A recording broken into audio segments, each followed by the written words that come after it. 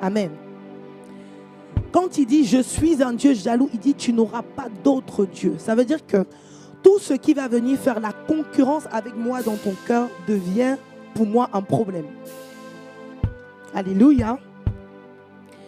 Et aujourd'hui, nous sommes sous la tente de David et dans Amos au chapitre 9, il dit qu'il va rebâtir la tente.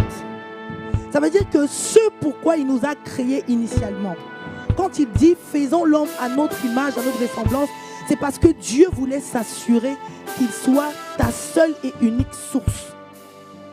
Quelqu'un dit Amen. Image, quand il dit « Je veux que toi, tu me ressembles, tu es mon caractère, tu es mes émotions, tu es mes pensées, tu es mon cœur », c'est parce qu'il dit « Je veux en fait fusionner, faire un avec toi. Je veux que tout ce qui soit en toi, ce soit moi. Je ne veux personne d'autre qui vienne combattre moi en toi. » Que quelqu'un dise Amen. Et quand il dit qu'il va rebâtir la tente de David, c'est parce qu'il a constaté justement que il va rebâtir la tente de David, c'est parce qu'il constate qu'elle est détruite. On rebâtit seulement ce qui est détruit. On rebâtit ce qui est en déchéance. On rebâtit s'il y a un problème. Si tu me suis, dis je te suis. C'est seulement s'il y a un problème qu'on va venir pour réparer. Amen. Si c'est conforme, il n'a pas besoin de venir réparer. Amen.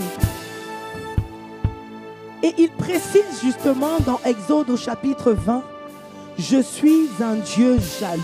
Ça veut dire que je ne veux te partager avec personne.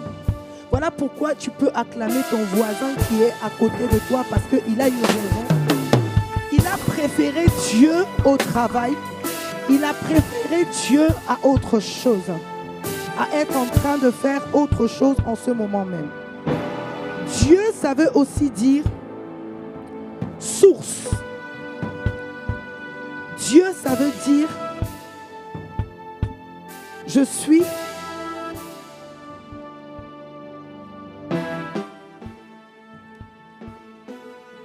Dieu, ça veut aussi dire je suis ton aide. Donc chaque fois que tu dis Dieu, tu es en train de dire, quand tu dis tu es mon Dieu, tu es en train de lui dire tu es ma source, tu es mon aide, tu es mon soutien, ma valeur me vient de toi. Alléluia. Et quand tu lis le premier commandement, en fait, ce qu'il veut te dire, c'est que il ne veut que tu ne t'identifies à personne d'autre que lui. C'est ça l'image. Ça veut dire que quand tu es à l'image de quelqu'un, on reconnaît cette personne lorsqu'on te voit. Quelqu'un dise Amen. Tout à l'heure, je t'ai parlé des épreuves. L'apôtre Ivan parle de l'image par les épreuves.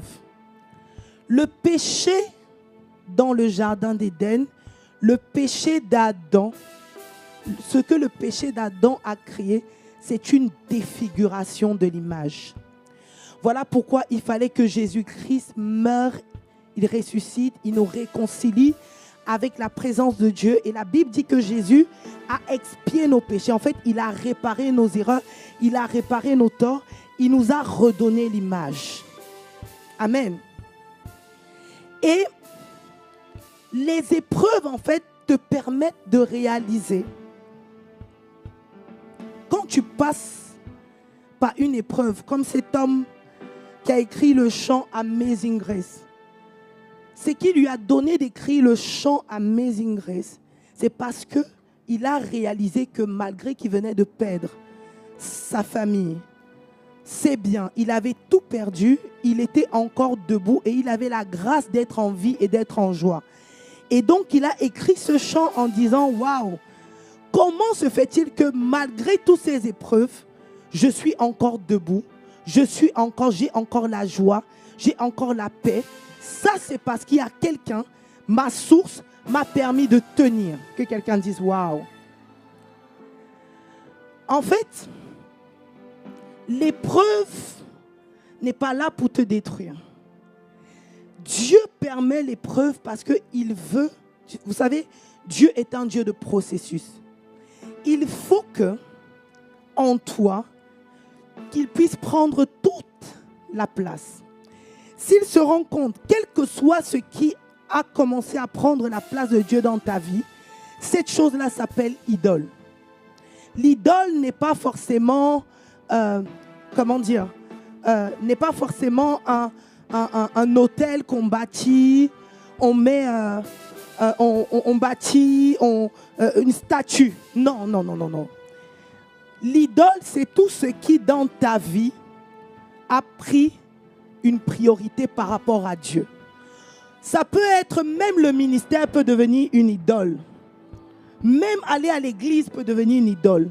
Ça veut dire que dans ton cœur, ce qui te pousse à aller à l'église, ce n'est pas parce que tu aimes Dieu, mais c'est parce que tu veux qu'on t'acclame, ou parce que tu veux qu'on te voie, ou parce que, en fait, la motivation, la source qui te pousse à faire, ce n'est pas parce que tu aimes Dieu. Et dans le livre d'Apocalypse, il dit, tout ce que tu fais est bien. Mais si j'ai une chose contre toi, c'est que tu as oublié ton premier amour.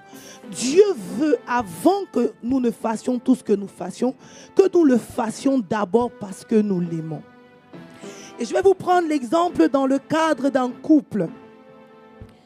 Il y a des hommes, il y a des femmes dans des foyers qui ont tout, mais elles sont malheureuses. Ce sont les femmes les plus malheureuses de la planète.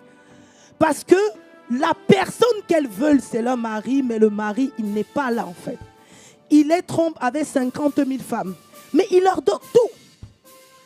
À votre avis, pourquoi elle est malheureuse si elle a tout?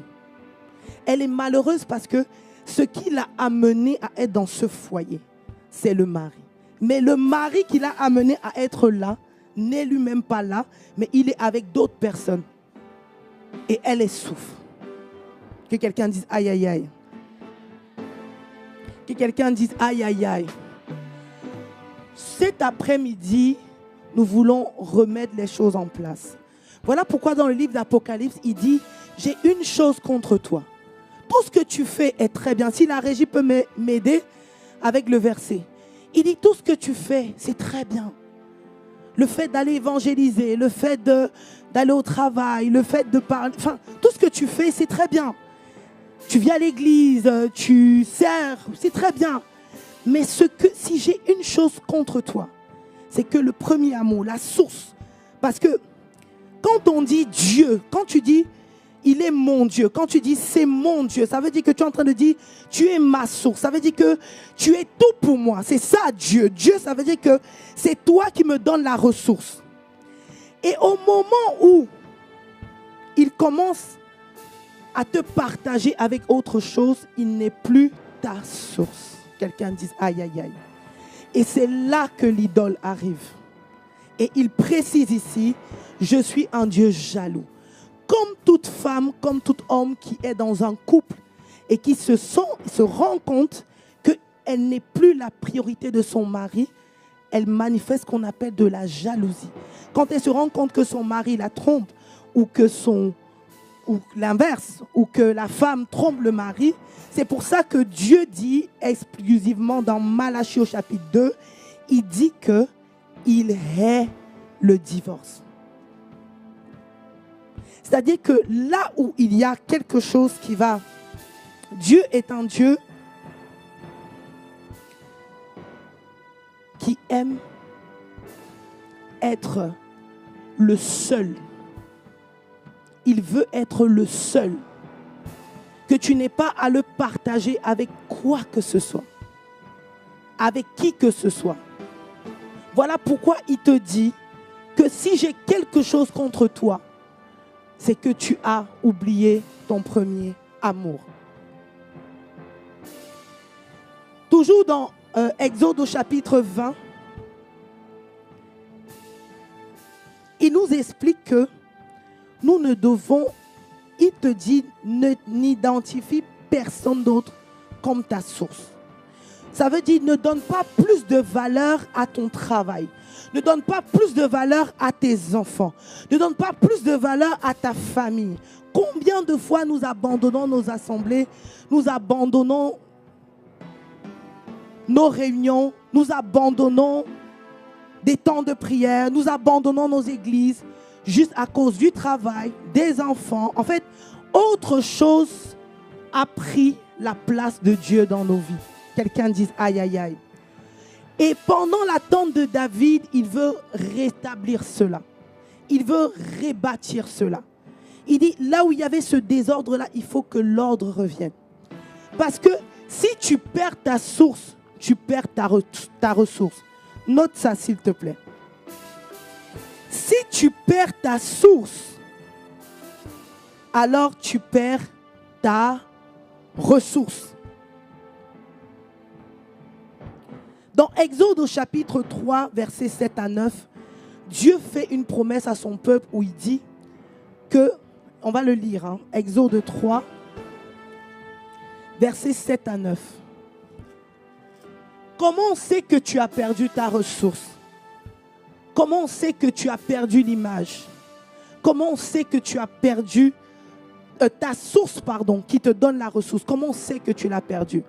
Quand autre chose devient prioritaire devant Dieu.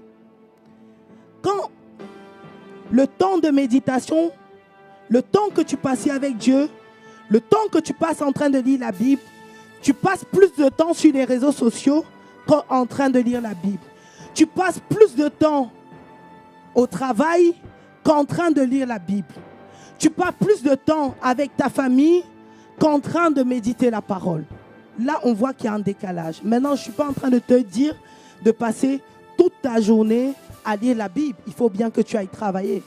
Mais même quand tu es en train de travailler, tu le fais pour Dieu.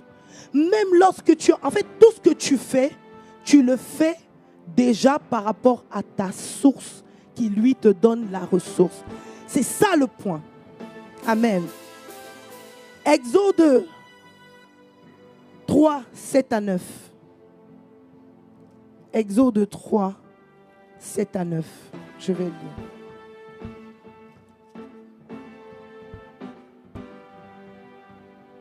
L'Éternel dit, j'ai vu la souffrance de mon peuple qui est en Égypte et j'ai entendu les cris que lui font pousser ses oppresseurs, car je connais ses douleurs. Je suis descendu pour le délivrer de la main des Égyptiens et pour le faire monter de ce pays dans un bon et vaste pays, dans un pays où coule le lait et le miel, dans les lieux qu'habitent des Cananéens, les Hétiens, les Amoréens, les Phérésiens, les Éviens, les Jébusiens. Voici les cris d'Israël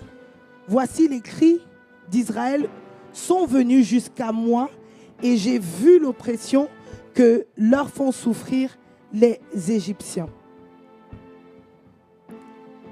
Et puis il continue en disant au verset 10, il dit, maintenant va, je t'enverrai, il parle à Moïse, auprès de Pharaon et tu feras sortir d'Égypte mon peuple, les enfants d'Israël. Amen. Dieu a entendu les cris, les souffrances de son peuple d'Égypte et il a envoyé un libérateur pour dire justement à Pharaon, à celui qui était en train d'opprimer son peuple, laisse aller mon peuple. Pourquoi il veut ta libération? Pourquoi il voulait la libération du peuple d'Israël? D'abord parce qu'il aimait ce peuple. C'est lui qui dit, j'ai entendu les cris. Très vite,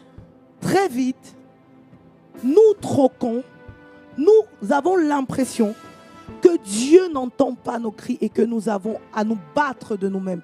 Voilà pourquoi, plutôt que de venir à la prière, plutôt que de venir adorer Dieu ou simplement dans ta chambre, avoir des temps avec Dieu et la parole de Dieu, on est plus souvent en train de faire autre chose.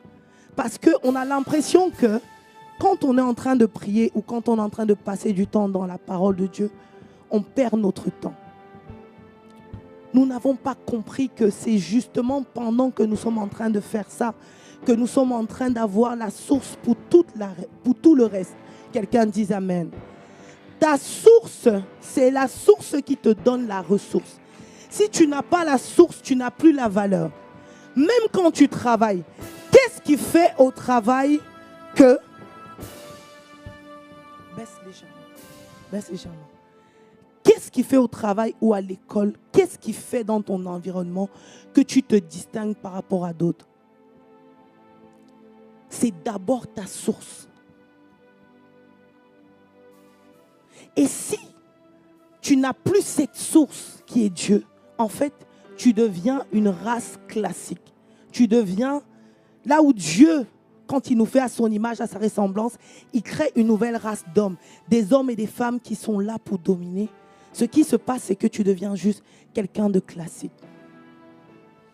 Pourquoi est-ce que tu dois garder ta source? Tu dois garder ta source parce que c'est lui qui fait de toi le sel qui a de la saveur. C'est lui qui fait de toi cette nouvelle race qui fait la différence, que ce soit dans ton travail ou dans toutes tes activités. La Bible dit, recherchez premièrement le royaume de Dieu et sa justice, et le reste sera donné par-dessus.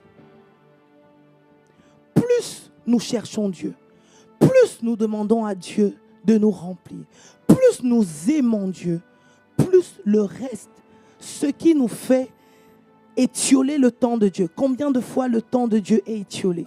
C'est-à-dire que nous allons préférer faire autre chose que de passer du temps avec Dieu. Pourquoi nous étiolons le temps de Dieu? Nous étiolons, nous réduisons le temps de Dieu simplement parce que nous ne faisons plus de lui notre seule et unique source. Et il dit, je suis un Dieu jaloux. Plus il est ta source, plus tout ce après quoi tu cours, même le ministère peut devenir une idole dans ta vie. Tout ce qui va venir combattre l'amour, le temps que tu passes avec Dieu devient une idole.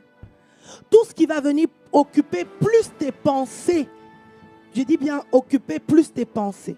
Si on ouvre ton cerveau et on commence à faire un check, on dit mais à quoi est-ce que tu penses plus? Si tu commences à penser plus au ministère, tu penses plus au travail, tu penses plus, par exemple, tu es inquiet ou tu penses plus à tes enfants ou tu penses plus à ta famille, cette chose-là combat, parce que la Bible déclare que tout ce que nous avons tout pleinement en Dieu. Ça, c'est ce que la Bible déclare. Et les mêmes pensées qui étaient en Christ doivent être également nos pensées. Mais tout ce qui va occuper ton temps, occuper tes pensées, devenir une source de préoccupation, cette chose-là est en train de combattre l'amour que tu as pour Dieu dans ton cœur. Et Dieu te dit, je suis un Dieu jaloux. Si tu perds ta paix, tu perds ta joie parce que tu as perdu un travail, ça veut dire que ce travail a été plus important que Dieu dans ta vie. Si tu perds ta joie, tu perds ta paix, on ne te voit plus à l'église parce que tu as perdu un être cher, ça veut dire que cet être cher-là était plus important que Dieu dans ta vie. Quelqu'un dit aïe, aïe, aïe. Si tu renonces à ta foi parce que tu passes par une épreuve difficile, on ne te voit plus à l'église. Ça veut dire que ce qui représente cette épreuve difficile-là, parce que si ça conditionne ta venue à l'église, si ça conditionne le fait de prier, le fait d'aimer Dieu, ça veut dire que cette chose-là était plus importante que Dieu dans ta vie. Or, si tu perds ta source, alors tu perds aussi ta ressource. Tu perds aussi le reste. Quelqu'un dise Alléluia. Aujourd'hui, nous ne sommes pas là. Je ne suis pas venu pour vous exciter. Il y a des temps pour ça, mais ce n'est pas aujourd'hui. Je suis venu pour qu'on prenne conscience que ce n'est plus optionnel pour nous de connaître Dieu, de passer du temps dans sa parole. Ce n'est pas optionnel. Ce n'est pas optionnel parce que quand Dieu nous crée, il dit que nous devons être à son image, à sa ressemblance. Ce n'est pas optionnel parce que la clé, bien aimé, il n'y a rien de plus merveilleux que l'amour de Dieu. Dieu t'a démontré ta valeur par rapport lorsqu'il est allé mourir à la croix pour toi.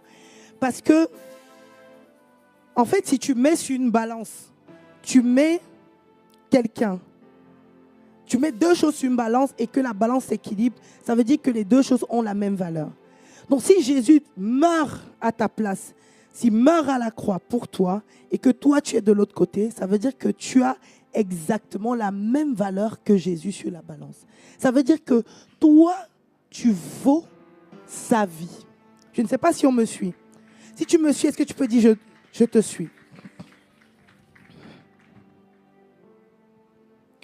Aujourd'hui, nous voulons réaliser à quel point il est important de pouvoir vivre pour Dieu. À quel point il est important de pouvoir aimer Dieu. À quel point l'amour que Dieu nous a déjà démontré qu'il nous aimait. Il nous a déjà démontré. Quand vous lisez les psaumes nous expliquent l'histoire d'amour entre deux personnes. David exprimait simplement qui Dieu était pour lui. Ce que David faisait, ce n'était pas pour les hommes, c'était par rapport à son Dieu. Voilà pourquoi quand il se retrouve devant Goliath, pendant que Goliath est en train de s'agiter, David est calme. Quand tu sais c'est qui ta source, et il dit, moi je viens au nom de l'Éternel des armées, qu'est-ce qu'il fait? Il cite sa source.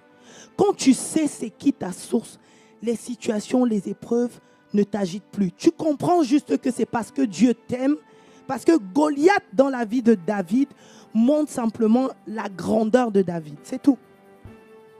Non, tu n'as pas bien dit amen. Tu n'as pas compris. Tu n'as pas compris. De la même façon que l'épreuve que David devait affronter était énorme, était gigantesque, ça représentait, il terrorisait tout le territoire, toute l'armée d'Israël. Cette grandeur-là démontrait jusqu'à quelle grandeur Dieu allait amener David, tout simplement. Mais la différence, c'est comment c'est... Parce que David avait compris qui est sa source. David, pas une fois dans la Bible, ne maudit son père parce que son père l'a envoyé derrière les moutons. Pas une fois, il ne parle mal de son père parce que son père, à 17 ans, l'envoie seul dans la nuit affronter le lion et l'ours. Il y avait une histoire d'amour entre David et Dieu. Voilà pourquoi, connaissant son amoureux, il savait que son amoureux ne l'a jamais laissé tomber. Jamais. Donc, de par les épreuves que David avait traversées, David avait une relation profonde avec Dieu. Vous comprenez quand au début je vous ai dit, dis à ton voisin que les épreuves, c'est parce que Dieu t'aime. Regarde la vie de David, regarde tout ce qu'il a eu à affronter. Et Dieu l'appelle l'homme selon mon cœur. Autant il était un grand homme, David était un grand homme parce que malgré les épreuves, malgré tout ce qu'il a affronté, ça lui a simplement permis d'aimer Dieu encore plus. Il y a un verset qui dit que la profondeur appelle la profondeur. Ça lui a simplement permis d'aller encore plus en profondeur dans la connaissance de Dieu. Voilà pourquoi il écrit les psaumes. Il est en train de chanter. Tout ce qu'on lit, quand on lit, on va prendre le psaume 8 par exemple. C'est tellement magnifique d'aimer Dieu. Quelqu'un dise waouh, c'est tellement magnifique. Voilà pourquoi David ne pouvait pas perdre des combats. Même quand il y a eu la famine, David est allé chercher Dieu. Dieu lui a parlé. Parce qu'il y avait une intimité, il y avait une histoire d'amour entre les deux. Aujourd'hui, nous voulons régler cette histoire d'amour-là. Cet amour-là qu'on a perdu, on veut la retrouver. Amen. Amen. Dis amen fort. Alléluia. Au chef des chantres, sur la guitite, psaume de David. Éternel notre Seigneur, que ton nom est magnifique sur toute la terre. Ta majesté s'élève au-dessus des cieux. Par la bouche des enfants et de ceux qui sont à la mamelle, tu as fondé la gloire. Pour confondre tes adversaires, pour imposer silence à l'ennemi et au vindicatif. Quand je contemple, est-ce que vous avez l'impression que c'est quelqu'un qui écrit ce qu'il ne vit pas? C'est ce qu'il vit qu'il est en train d'écrire. Il dit, quand je contemple, il dit, les cieux, ouvrage de tes mains, la lune et les étoiles que tu as créées. Il a eu 1 million de fois la possibilité de contempler la lune parce qu'il était seul à 17 ans, la nuit, dans la brousse. Parce qu'il avait affronté des épreuves, il avait affronté des situations qui l'ont amené à contempler la grandeur de Dieu. Il dit, quand je contemple les cieux, ouvrage de tes mains, la lune et les étoiles que tu as créées, qu'est-ce que l'homme pour que tu te souviennes de lui? Et le fils de l'homme pour que tu prennes garde à lui? En fait, lui-même, il est étonné devant tant d'amour. Tu l'as fait de peu inférieur à Dieu et tu l'as couronné de gloire et de magnificence. Tu lui as donné la domination sur les œuvres de tes mains. Tu as tout mis sous ses pieds. Les brebis comme les bœufs et les animaux des champs, les oiseaux du ciel et les poissons de la mer, tous ceux qui parcourent les sentiers des mers. Éternel notre Seigneur, que ton nom est magnifique sur toute la terre. Quelqu'un dise gloire. Verset 9, il dit, je louerai l'Éternel de tout mon cœur. Je raconterai toutes tes merveilles. De quelle merveille il parle? De quelle merveille il parle? Si hier ta famille t'a rejeté, si hier ta famille n'avait rien à faire de toi, tu n'as peut-être pas connu ton père ni ta mère, et que tu as rencontré Dieu, Dieu a réparé ta vie, il t'a fortifié. Il t'est révélé à toi comme un père. Tu ne savais pas que tu pouvais être aimé de quelqu'un, mais lui, il t'a aimé. Il t'a fait ressentir l'amour. Il t'a fait ressentir que tu avais de la valeur, que ton père, ta mère qui t'a rejeté, ce n'est pas, peut-être eux, ils ne t'ont pas aimé, mais lui, il t'aime plus que sa propre vie, puisqu'il est mort pour toi. Si tu vis entre une situation pareille, lorsque tu seras en train de vivre, lorsque tu seras en train d'affronter la vie, quand tu seras même en train de prier ou adorer Dieu, tu sauras pourquoi est-ce que tu loues, pourquoi est-ce que tu pries, pourquoi est-ce que tu adores Dieu. Parce que tu as vécu de véritables expériences avec Dieu. Tu sauras qu'en fait, ce Dieu-là, il ne peut pas me lâcher. Il ne m'a jamais lâché parce que quand j'ai traversé telle ou telle ou telle situation, il a toujours été à mes côtés. Que quelqu'un dise Amen. Oui, je veux que tu acclames le Seigneur. Vous savez, on aime beaucoup les messages qui vont nous exciter, qui vont nous challenger, qui vont nous motiver. Mais dès qu'on franchit la porte, dès qu'on sort de la porte, on est passé à autre chose. Aujourd'hui, je veux nous interpeller dans notre intimité, dans l'amour. Pourquoi est-ce que tu lis la Bible? Pourquoi est-ce que tu passes du temps dans le lieu secret avec Dieu? Si parce que, vous savez, quand quelqu'un te dit « Non, moi je ne viens pas à l'église » ou « Moi je quitte l'église parce qu'il n'y a pas d'amour », tu comprends que cette personne ne connaît pas vraiment Dieu.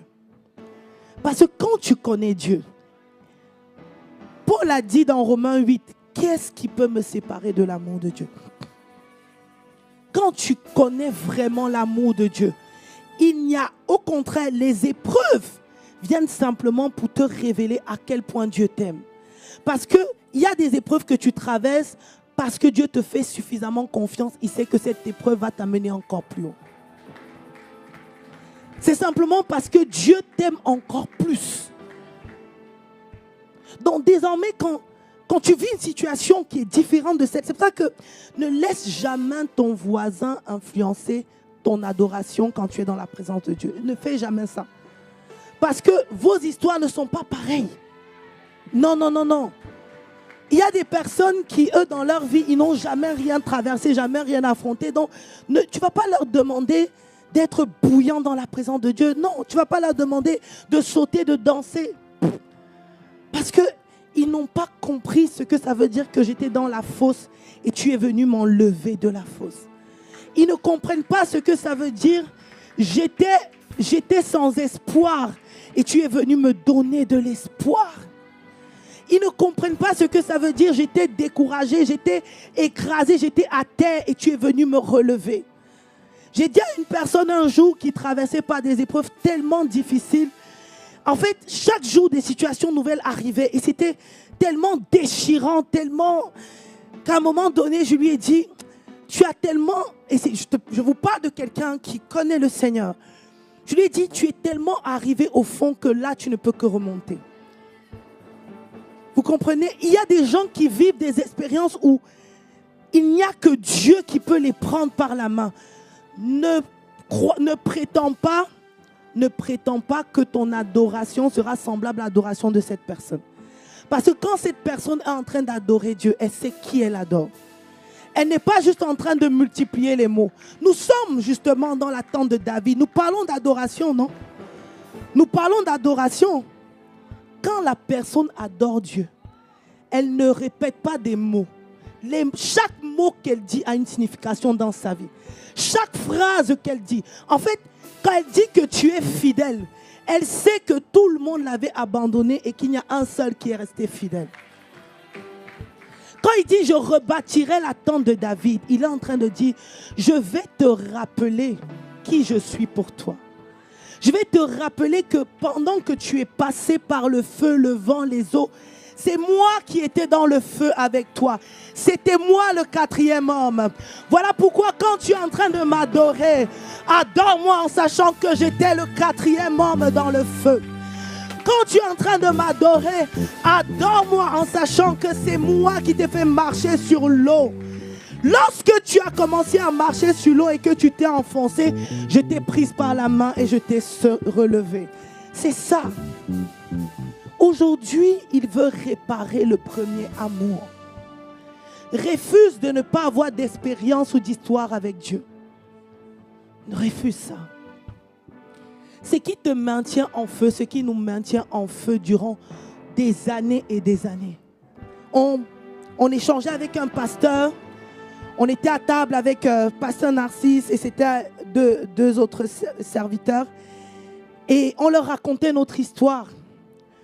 Nous, on a eu, pasteur Narcisse et moi, on a eu à manquer un jour au point où on n'avait pas de carburant. On a prié et la voiture avançait.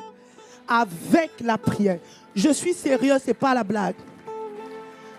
Quand on se mariait,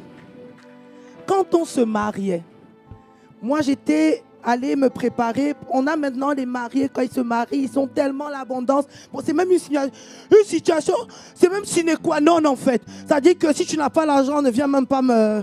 Voilà, enfin bref. En fait, Dieu nous apprenait à le connaître, mais pas à le connaître de façon lointaine, à le connaître, à connaître sa bonté, sa fidélité dans la vie réelle, dans les épreuves. Et on avait une carte qui ne fonctionnait mais absolument pas. Il n'y avait rien dedans, il n'y avait pas d'argent, il n'y avait pas, on savait qu'il n'y avait pas. Et il se retrouve en panne sèche en plein milieu de nulle part parce qu'il devait aller d'un bout à un autre. C'était la veille de notre mariage. Et il m'appelle, il me dit « Chérie, je suis quelque part à la pompe à essence, mais je suis perdu, je suis quelque part. » Je lui dis « Bon, qu'est-ce que tu vas faire ?» Il dit « Bah, je ne sais pas. Mais j'ai cette conviction en moi qu'il faut que j'aille mettre ma carte et que je mette le carburant. » Je dis « Ok, vas-y. » Il met la pompe. Il met le carburant. Le carburant commence à sortir. Je lui dis « Mon ami, fais le plein. » Je dis « Mon ami, mets le plein, mets le plein, mets le plein. » Après, quand on est allé regarder nos comptes, cette opération n'a jamais eu lieu. Il y a jamais, c'était 70 €. On n'a jamais vu moins 70 €. Ça n'a jamais été débité de notre compte. C'était Dieu qui nous montrait qu'il sera toujours notre source. C'était Dieu qui nous montrait que alors que je suis l'amour de votre vie, vous pouvez me faire confiance. Je serai toujours avec vous. Même si vous n'avez rien, je resterai et je demeurerai toujours votre source. Que quelqu'un dise Amen. Si tu n'as pas vécu de telles épreuves, tu ne peux pas arriver en Bourgogne-Franche-Comté, tu vois 7 personnes physiques, mais tu vois un peuple, 1 milliard de peuples qui vont se manifester. Non. Il y a des expériences que tu dois. Et c'est ça qui te pousse à aimer Dieu à une autre façon, une autre dimension. Donc désormais, quand une épreuve arrive dans ta vie, commence à sauter. Tu dis, oh merci Jésus. Merci pour cette épreuve. Parce que tu es en train de me montrer que tu m'aimes. Parce que alors que je vais traverser cette épreuve, tu vas encore te révéler comme Dieu fidèle, comme Sabaoth, comme Ata El Roy. Vous savez, dans l'Ancien Testament, quand on dit Ata El Roy, elle dit Dieu qui me voit. Les noms qu'on donnait à Dieu, c'était par rapport aux épreuves dans lesquelles on avait la victoire. Aujourd'hui, on n'a plus des noms, des petits noms qu'on donne à Dieu. On n'a plus ces petits noms parce qu'on ne réalise pas que les épreuves, quand ça arrive, c'est pour que tu puisses lui donner ce petit nom. Que, mais toi, tu es le Dieu qui est toujours avec moi. Toi, tu es l'Emmanuel qui ne me lâchera jamais. À toi, tu es ma source. C'est toi qui me donnes la ressource. C'est toi le pourvoyeur. Attendez, je vous raconte une autre histoire. Ça, on ne l'a jamais dit à quelqu'un. On dit là, vraiment, c'est le secret. On le partageait avec les pasteurs. Et c'est là qu'on s'est raconté, on s'est rendu compte que mince, on a quand même traversé des choses. Hein. On a quand même vécu des choses extraordinaires. Moi, quand j'ai eu mon premier fils, David, mon premier fils s'appelle David, j'avais pas de mutuelle de santé. Parce que quand on s'est marié, je vous rappelle que mon mari est polytechnicien, ingénieur. Et dès qu'il a... Oui, tu peux acclamer Dieu. Moi, j'ai étudié dans une très grande école. Oui, c'est vrai. Moi, j'ai étudié dans une très grande école de commerce. J'ai un master 2 avec mention en direction d'entreprise. Donc, on devait être privilégié dans la société. Mais lui, dès qu'il trouve, on se marie, il perd le travail. Mais avant qu'il ne perde le travail, le Seigneur nous dit, je vais vous amener au désert parce que je veux parler à votre cœur. Chose incroyable. Donc on se retrouve sans rien. Nouvellement marié.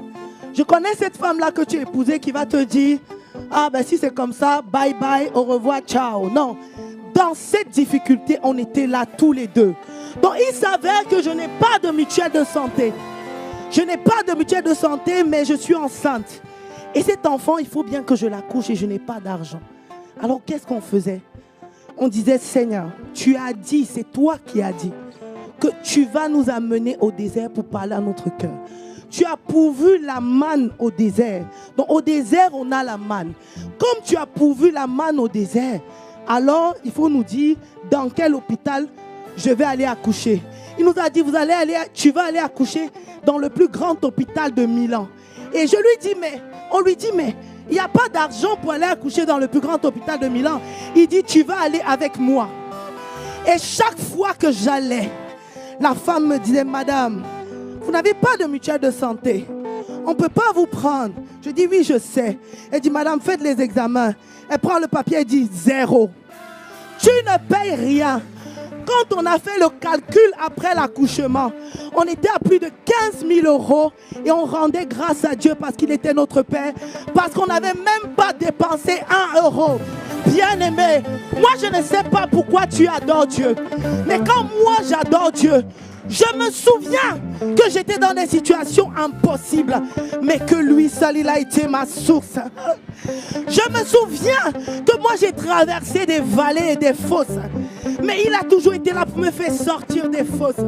Voilà pourquoi, amour pas amour, moi je serai toujours à l'église. Amour pas amour, moi je vais toujours aimer Dieu. Les gens m'aiment ou les gens ne m'aiment pas, je sais que Dieu m'aime. Parce que ce qu'il m'a donné de voir comme gloire, je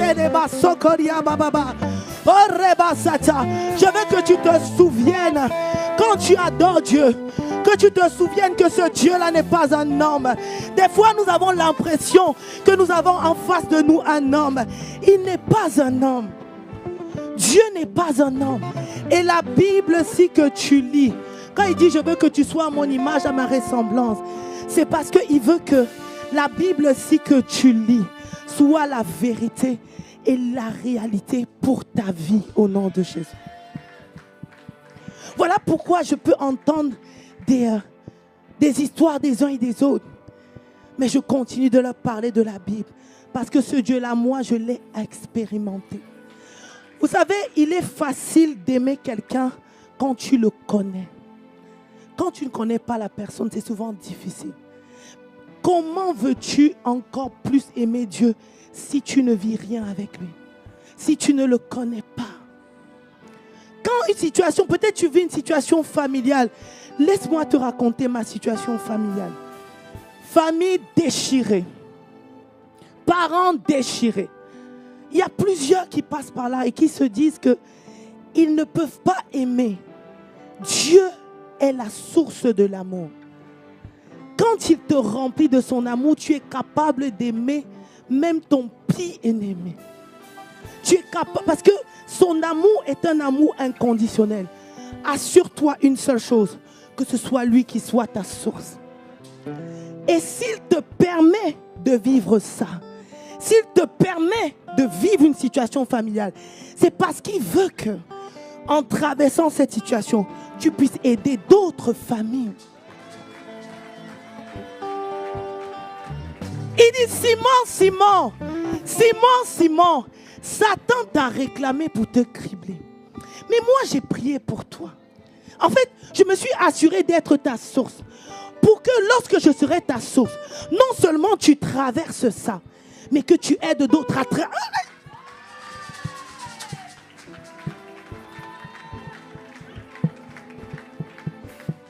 Nous avons vu les épreuves comme étant des problèmes. Non!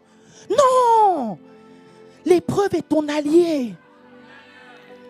L'épreuve, c'est pour que tu puisses avoir, à force de le contempler dans ses épreuves, à force de contempler son amour, sa fidélité, sa bonté, ses merveilles, dans cette épreuve, sa grandeur, sa toute-puissance, dans cette épreuve, que toi aussi, quand tu loues, quand tu célèbres, quand tu encourages, tu saches qui t'a fait traverser, tu saches que ce n'est pas par ta force et que lui qui ne fait exception de personne, s'il l'a fait pour toi, il va le faire pour ton frère.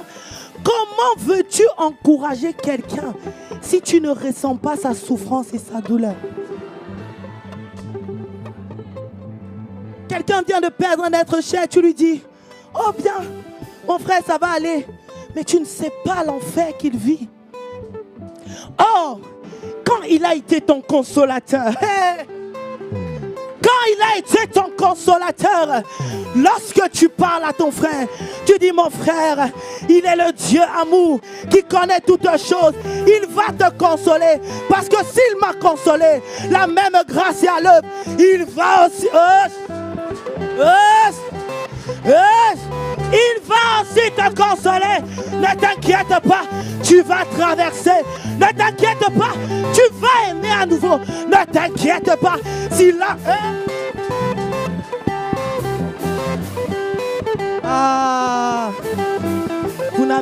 on n'avait pas compris. Vous voyez, il y a des gens qui refusaient même d'être enfants de Dieu parce que c'est comme s'ils ont peur des épreuves. Non!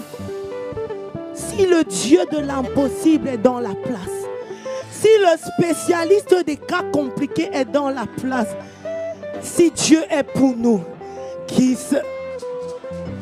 Dieu est pour nous, assure-toi juste que Dieu soit pour toi.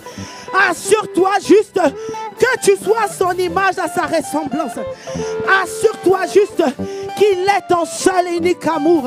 Quand David écrivait, bien-aimé, dans la Bible, il y a un moment, c'est assez incroyable, c'est assez bizarre. Quand je disais ça, je disais, David, le berger de ces bandits qu'il a trouvé dans la caverne d'Adoulam, quand on est venu voler leurs femmes, leurs enfants, David n'était pas là. Mais la Bible dit qu'ils ont pris des pierres pour lapider David. Qu'est-ce que David fait? David ne dit pas, ah mais vous êtes méchants, ah mais le peuple si il n'y a pas d'amour, moi j'ai travaillé pour vous, c'est quoi ça? David part comme un guerrier parce qu'il connaissait son Dieu. Il délivre les femmes, il ramène les femmes et les enfants. Et la Bible dit une chose, que David s'appuya sur l'Éternel. David s'appuya sur l'Éternel, son Dieu. Pourquoi David ne murmurait pas? Pourquoi David ne critiquait pas? Parce qu'il aimait Dieu. Il savait que quelle que soit la situation, je vais m'appuyer sur l'Éternel. Il savait que quels que soient les problèmes, je ne vais pas blâmer les autres. Je ne vais pas accuser quelqu'un. Je ne vais pas accuser mon père. Je ne vais pas accuser ma mère. Je ne vais même pas me poser la question, pourquoi je traverse ça? Mais ce que je vais faire, c'est que je vais m'appuyer sur l'Éternel, mon Dieu. Alors, est-ce que tu peux acclamer le Seigneur, te tenir debout? Nous voulons lui demander de réparer cet amour. Ce qui te fait paniquer face à la situation, c'est juste que l'amour que tu as pour Dieu a été effrité. Ce dont tu as besoin, ce n'est pas que l'épreuve soit réglée, c'est que l'amour que tu as pour Dieu te remplisse et t'inonde. Tu as juste besoin que Que cet amour inonde ton cœur. Est-ce que le groupe de louanges peut venir, s'il vous plaît? Shekeria mama mama mama. Amour de Dieu. Continue ce que tu faisais. Inonde